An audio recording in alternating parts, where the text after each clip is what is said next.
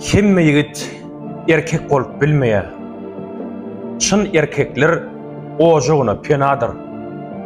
Çağasından geçip bilýän erkege ýalňyşybam erkek diýmek günädir.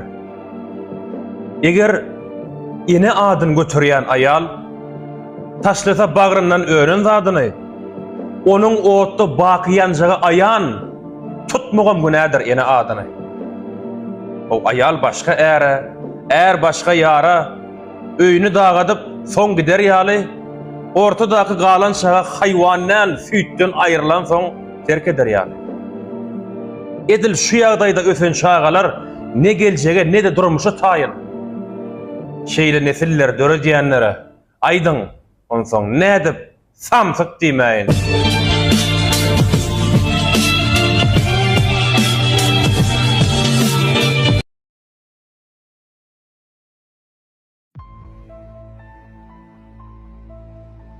Sen ana ağlama, söymeyen olsam.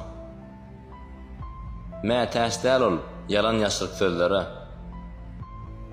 Zedasy ululur eger ağlanyp, ýaş iňäýse, ol näzek gözlere.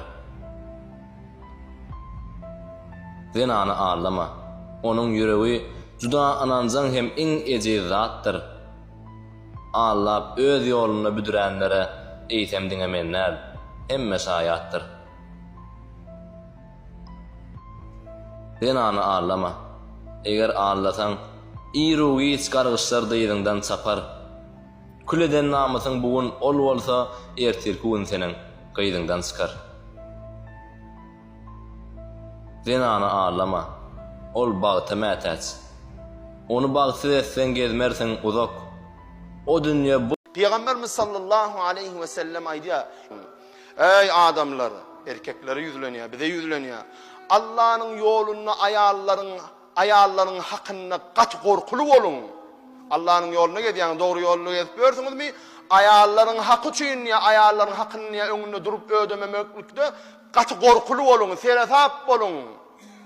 Bir vakit olara ne haklık yüzünden zulüm edeymen. Çünkü olur sizin elinizde amanattır.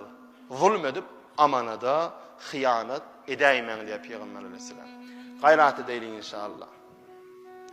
İçinizde diýende ay bala bolmady, bu elgallarymyzdan bolanaňa diýenlerden bardyr ýöne zulmetmellerle diýjem.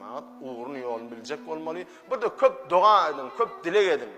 Aýaryňa bir dilek edip bu ama ýok, dilek etmeli. Bolmaýda dilek etmeli.